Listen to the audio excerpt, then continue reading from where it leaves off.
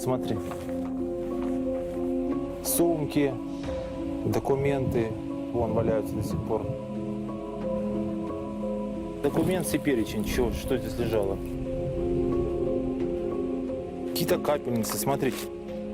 Чьи-то личные вещи, вот они, лекарства, вот они. Все это можно просмотреть. И так оно все и лежит-то. Посмотрите, никто не трогает, так что себя, потому что это грех, никто за это не возьмется. Все оно лежит, как лежало, тогда так оно все и лежит на месте. It's 80 days since Malaysia Airlines MH-17 came down here in the Donetsk region, close to Grabova village. The Boeing 777 was en route from Amsterdam to Kuala Lumpur. Aircraft fragments and personal belongings are still scattered over some 30 square kilometers.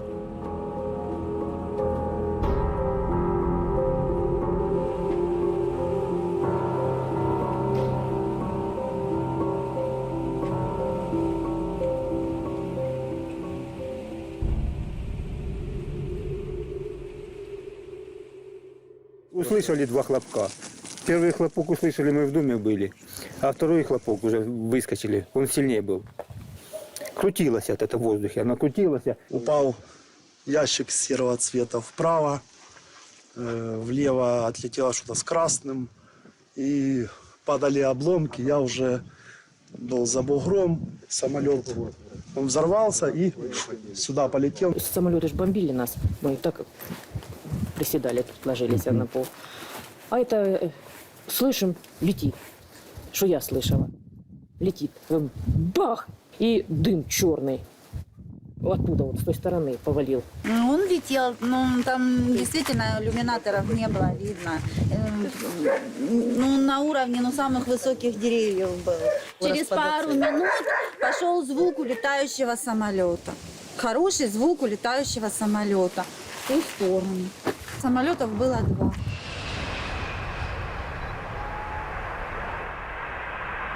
Schiphol Airport, 3 hours before the tragedy. Flight MH17 leaves Amsterdam for Kuala Lumpur on schedule. 283 passengers and 15 crew members board the plane.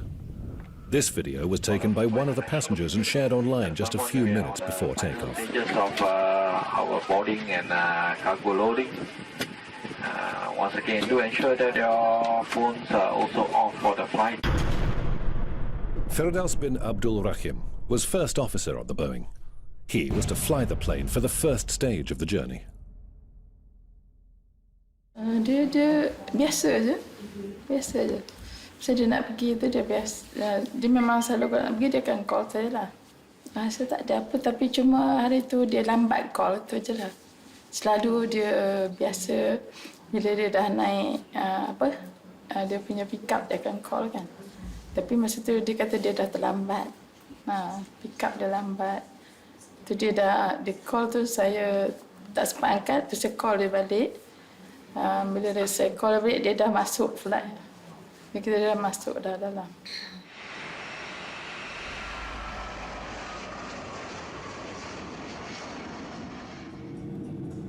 Two hours after taking off, the plane entered Ukrainian airspace.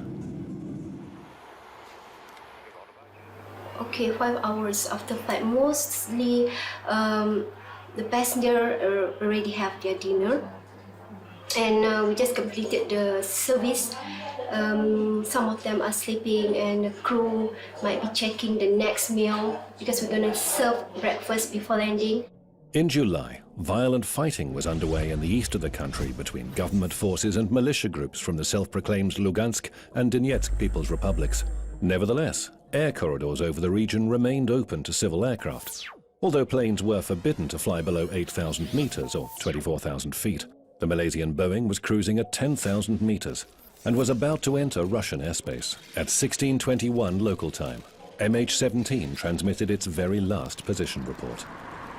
Dnipro radar, Malaysian 17, flight level 330. Malaysian 17, Dnipro radar, good day, radar contact. Malaysian 17, yes. Днепропетровск, это Ростов-1. Не могли бы вы дать курс Малайзии до Ростова, до точки РНД? У нас их здесь 3. Малайзии 17? Да, мы вернем их обратно к точке TIKNA. Хорошо. В 17:09 примерно московского времени информация по Волге прошла о том, что воздушное судно в 23 минуты должно войти в нашу зону. Ну, фактически оно в нашу зону не входило. Украинский диспетчер вышел и уточнить, выходил ли к нам на связь этот рейс, на что получил отрицательный ответ. Соответственно, уточнил, наблюдаем ли мы отметку от этого воздушного судна. Мы ее также не отмечали, не видели на своих локациях. Ростов, вы видите Малайзию? Она отвечает? Нет, похоже, его цель стала распадаться.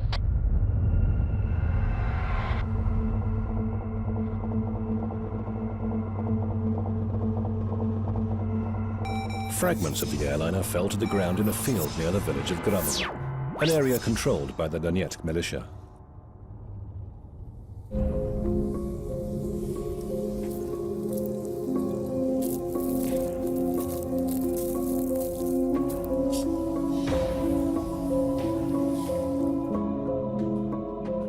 The commander of one militia group, Oleg Vtulkin, was among the first on the scene after Malaysia's Boeing 777 went down. He took these pictures with his own mobile phone. Сегодня 17 часов, 17 июля 2014 гражданский самолет. Чем он не понравился нацикам? Провокация. Трупов полно. Олег, километр, может, полтора. Поехали.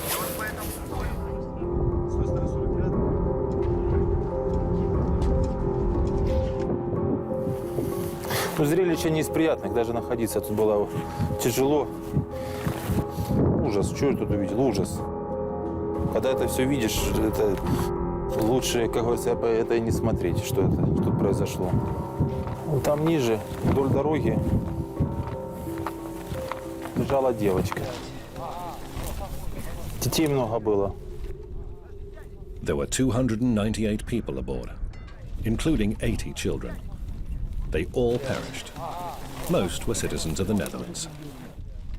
Я ж так иду, смотрю, тут и народ уже полно вот места, смотрите, вот это белое. Вот беленькое, да? да? Здесь, да, труп лежал. С самолета выпавший. С самолета выпавший, да. А там, говорят, детки где-то, детки падали где-то. Господи, ну за что вот это все? Туда ходила, цветочки ставила, свечки. Говорю, посмотрю, там, говорю, там лежат эти тапочки, господи, детские, такие маленькие. Moments before the disaster, residents of Grabova village close to the crash site saw another aircraft in the sky. Реально слышал два хлопка, ну как выстрел, как мы уже попривыкали, и большой взрыв был. И я поднял, вот уж когда гул был большой, ну я уже слышу, как за движением же, и звук же как же идет. Голову показал, а тут вот над головой вот еще один гул. Я поднимаю и смотрю, высоко маленький военный был, серебряное днище было. Так что был второй, это по-любому, 100% был второй самолет.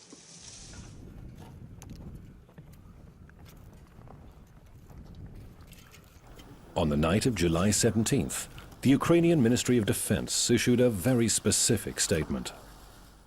У районі загибелі літака українська авіація не працювала. Peter Heisenker is a German pilot with a long service record. He's flown most modern passenger aircraft in the course of his career. He became interested in the story of the downed Boeing after seeing a photograph taken at the crash site. Diese Bilder, die habe ich gefunden am Freitagabend gegen 6 Uhr nach diesem Abschuss.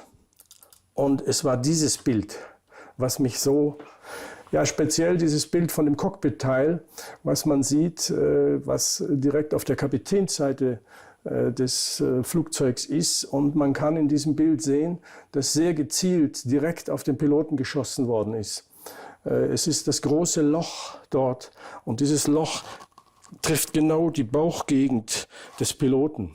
Und das ist, also wenn man sich das vorstellt, ich bin ja fasziniert hat, das habe ich, also es war ein Glücksfall, dass ich es in dieser Auflösung im Internet unter Google Images gefunden habe.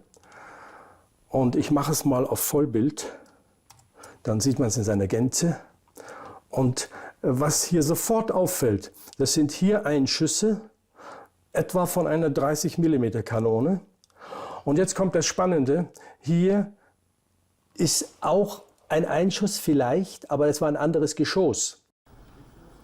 Several days later, a Russian Ministry of Defense representative published data showing that not long before the tragedy, another aircraft had been observed in the vicinity of the Malaysian Boeing, supporting eyewitness accounts reporting a Ukrainian jet in the sky. But many doubted that the Su-25 can actually reach 10,000 meters. Man findet in Wikipedia, wenn man die Su-25, das Flugzeug, von dem gesagt wird, dass es sich in der Nähe dieser MH-17 befunden haben soll, dann findet man plötzlich Einträge Dienstgipfelhöhe 7000 Meter. Einige Monate vorher war an derselben Stelle, sowohl in der englischen als auch in der deutschen Version, circa 10.000 Meter. Das ist verändert worden im Vorfeld dieses Absturzes. Und die Sache geht noch weiter. Selbst das Fliegerlexikon, das Deutsche, hatte noch bis letzten Monat als Dienstgipfelhöhe 4. Ja, und ich kann das nachweisen. Ich habe hier einen Screenshot aus dem Fliegerlexikon vom 1.8.2014. Da wird die Dienstgipfelhöhe uneingeschränkt mit 14.600 Meter angegeben. Und dann habe ich den Screenshot von demselben Provider vom 1.9.2014. Da wird die Dienstgipfelhöhe mit 7.500 Metern angegeben und nur noch gesagt, dass die Su-25 im Test 14.600 Meter erreicht hat. Also der Самолет Су-25 имеет хорошую тяговооруженность. Он достаточно быстро может подняться на высоту 9200, там, 9600 и находиться там достаточно длительное время для выполнения той или иной задачи. Поскольку на питании на чистом кислороде летчик может выполнять задачу в течение 30 и более минут. Я лично летал на этой высоте, и никаких проблем со здоровьем не было. Вооружение самолета позволяет сделать то, что сделали с Боингом. Пустить или ракета воздух-воздух, или атаковать даже из пушки.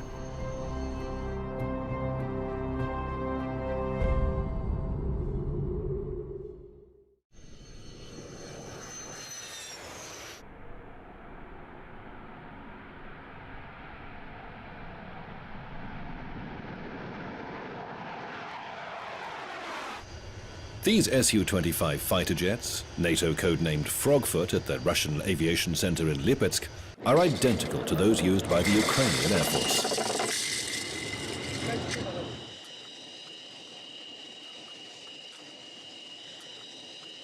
Сейчас я вам представлю пушку, калибр которой 30 миллиметров, двухствольная.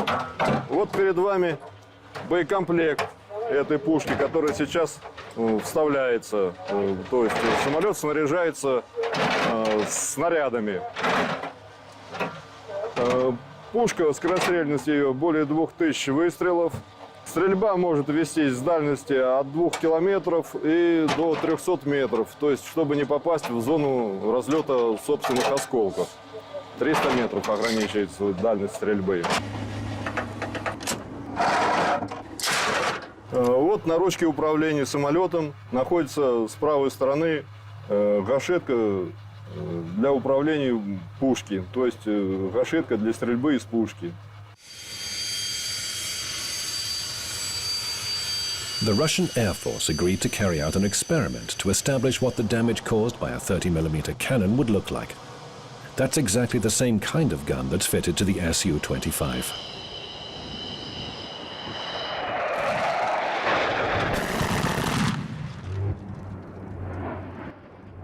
Вы видите результаты удара, авиационного удара с самолета Су-25 30-миллиметровой пушкой. Вот отверстие попадания, вот попадание, вот попадание, вот попадание. На киле 3 попадания. Также разрушено остекление кабины. Это так называемые входные отверстия. Соответственно, Если мы обойдем самолет, то там посмотрим то, что осталось при выходе снаряда. Вот видите выходное отверстие. Вот выходное отверстие. Вот. Вот. Вот. Вот здесь разрушено. Скажите, а вот эти мелкие, которые мы видим, это что? Это результаты осколков.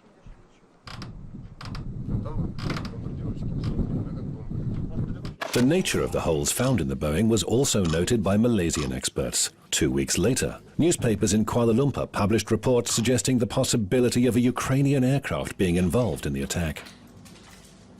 This was based on photographs of the fragments that were found on the ground, which showed a variety of fragmentation holes consistent with a missile and cannon fire. So on that basis, Malaysian investigators are working on the alternate theory. There's an image of the wing. There's the front fuselage. There was one mark that looked like a jagged piece. On the night of the 21st July, representatives of the People's Republic of Donetsk handed both flight recorders from the downed Boeing over to Malaysian experts. Later, at the request of the Netherlands government, they were sent to the United Kingdom for analysis. Many expected that the crucial last moments of the flight would shed light on what had caused the crash. But on September the 9th, the committee issued a brief report which stated nothing new. Pattern of damage to the body of the aircraft and the cockpit is consistent with the damage that would be expected from a large number of high-energy objects that penetrated the aircraft. This is probably what led to the structural damage to the aircraft and would also explain the abrupt end to the data registration on the recorders, the simultaneous loss of contact with air traffic control, and the aircraft's disappearance from the radar. Under international regulations, an aviation committee should investigate a crash site as soon as possible. Естественно, расследователи должны эти обломки были собрать и выложить, как говорят у расследователей, макет самолета, чтобы иметь четкое представление, откуда, с какой точки было осуществлено вот это внешнее воздействие. It was some time before aviation investigators were able to start work on the crash site. Despite the militia forces suggesting a local ceasefire, it's alleged that the Ukrainian military continued to fire shells into the area. When the investigators go in and they do a bit of work, and then of course it is disrupted by the shooting from the side of the Ukrainian army. Она ж явно не от Боинга. Нет, нет, ее не было. Когда произошла катастрофа, ее не было. Это потом обстрел был этой территории. Это мины или... Не, ну это что-то ли гаубица, что такое. Это явно не мина. Это что-то мощное.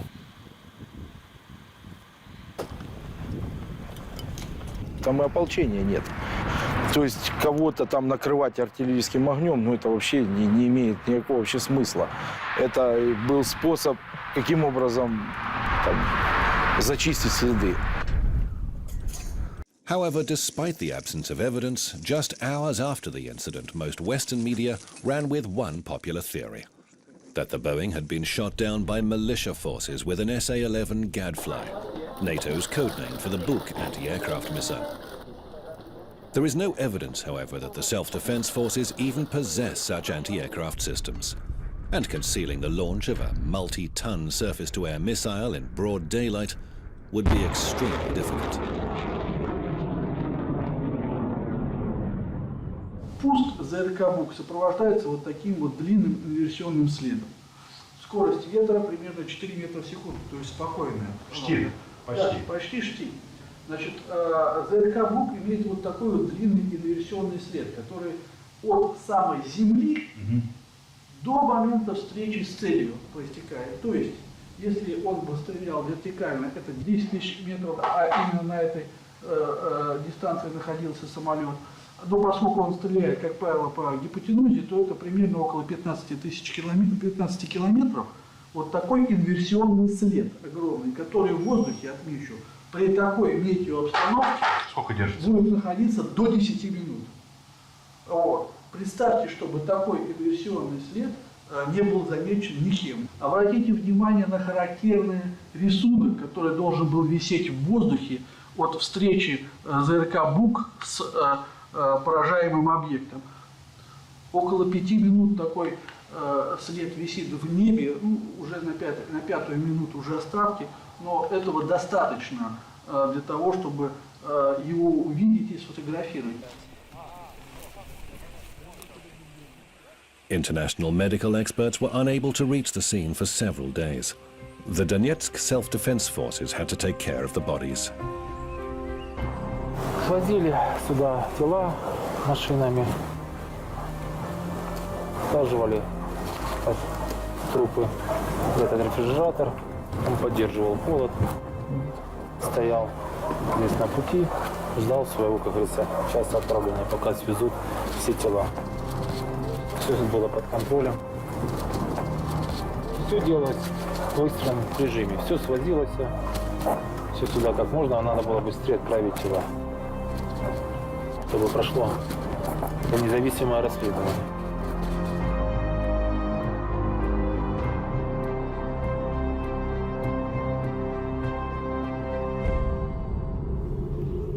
Victims' relatives had little opportunity to visit the crash site. But the Dajinskis from Australia, whose daughter was a passenger on MH17, were determined to get to the region independently. We have promised our daughter we will come here. But it actually, as soon as possible, it was a time factor. Yeah, we should have come here the minute it happened, the next day.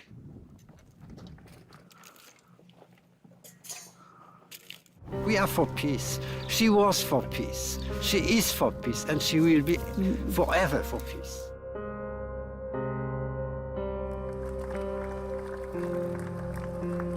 Almost everyone in the Netherlands, where most of the MH17 victims were citizens, watched this funeral live on television.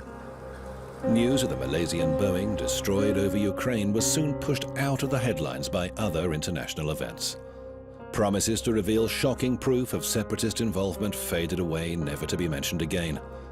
Meanwhile, wreckage from the 300-ton Boeing 777 remained scattered across the fields near a small Donetsk village.